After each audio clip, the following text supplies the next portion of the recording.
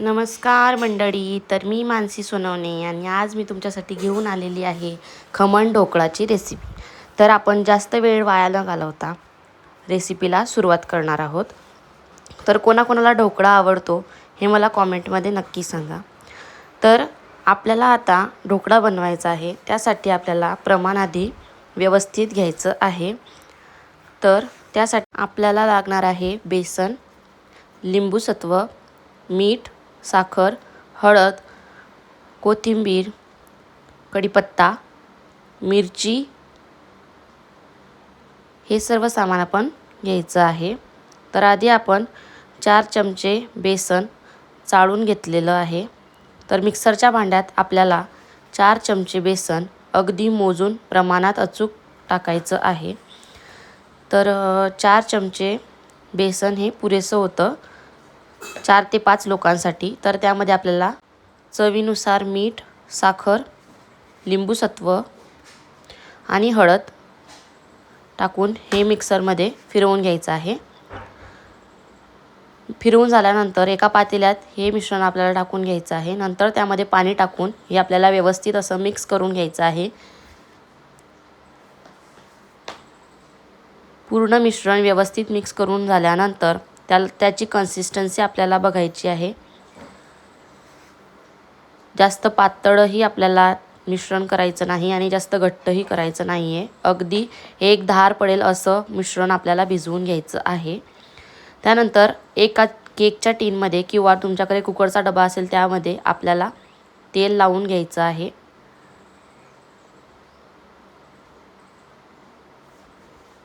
तेल व्यवस्थित सर्व ठिकाणी व्यवस्थित पसरून घ्यायचं आहे. त्यानंतर या मिश्रणात आपल्याला एक इनोचं पाऊच ॲड करायचं आहे.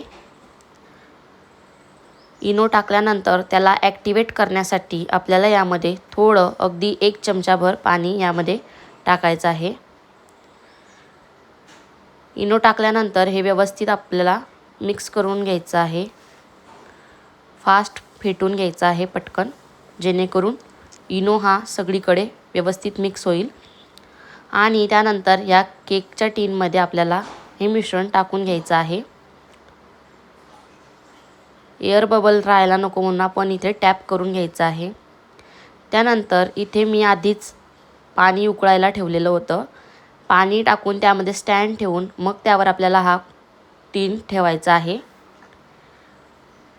नंतर झाकण असं ठेवायचं की त्यामधून वाफ जायला नको आणि त्यावर जड असं वस्तू ठेवायचे. इथे मी खलबत्ता ठेवलेला आहे जेणेकरून वाफ जाणार नाही. तर इथे आपण मोठ्या आचेवर 15 मिनिटे हे शिजवून घेतलेलं आहे. तर आता आपण बघणार आहोत की आपला ढोकळा झाला आहे की नाही. तर आपल्याला चाकूच्या मदतीने यामध्ये आत टाकून बघायचं आहे. तर आपला ढोकळा झालेला आहे.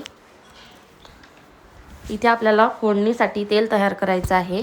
तर त्यासाठी आपण इथे तेल टाकून घेतलं. त्यानंतर मोहरी, जिरे, त्यानंतर हिरवी मिरची, जाड हिरवी मिरची कापून घ्यायची आहे. मिरची चांगली परतून झाली की नंतर त्यामध्ये आपल्याला कढीपत्ता टाकायचा आहे.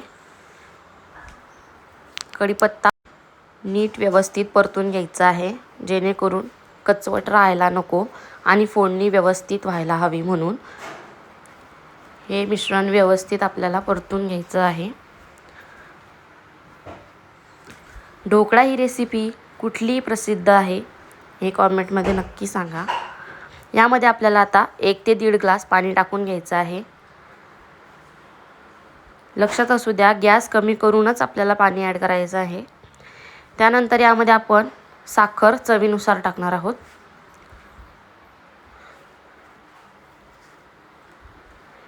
त्यानंतर मीठ चवीनुसार ॲड करा. आणि आता साखर विरघळेपर्यंत आणि फोडणीला चांगली उकळ येईपर्यंत आपल्याला हे पाणी व्यवस्थित शिजवून घ्यायचं आहे.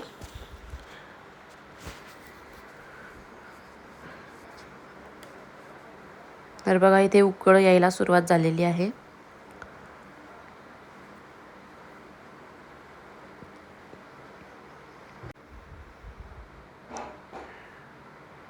फोडणी छान पद्धतीने उकळत आहे.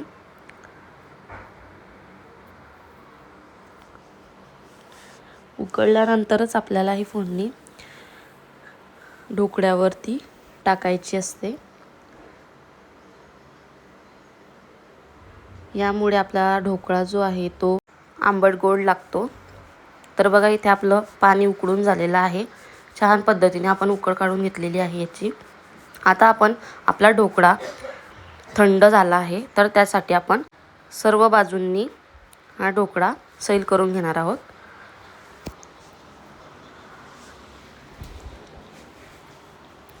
तर यामध्ये आपण आता कट करून घेणार आहोत.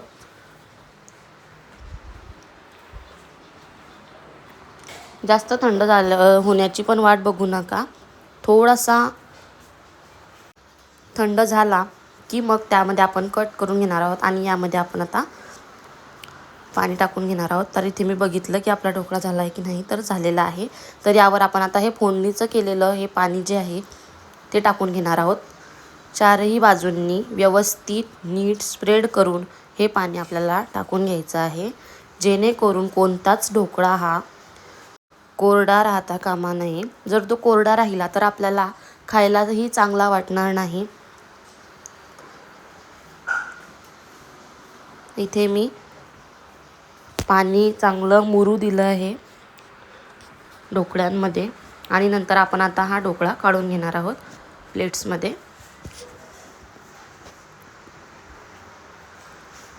तर बघा ढोकळा अगदी मऊ आणि स्पॉन्जी झालेला आहे. एकदम जाळीदार असा हा ढोकळा बनवून तयार आहे. तर तुम्हाला कशी वाटली ही रेसिपी मला कॉमेंटमध्ये नक्की सांगा. आणि रोज नवनवीन रेसिपीसाठी माझ्या चॅनलला सबस्क्राईब करायला विसरू नका आणि बेल आयकॉनवरती क्लिक नक्की करा. तर मी इथे आता तुम्हाला ह्या ढोकळ्याची प्लेटिंग करून दाखवते.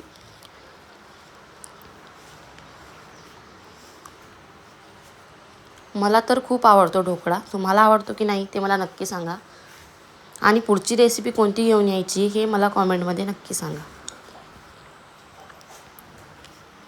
तर वाह, इथे आपले ढोकळे बनवून तयार आहे. अगदी सॉफ्ट, स्पॉन्जी आणि खायलासुद्धा अगदी चविष्ट असणारी ही अशी ढोकळ्यांची रेसिपी तुम्हाला कशी वाटली मला नक्की सांगा हां.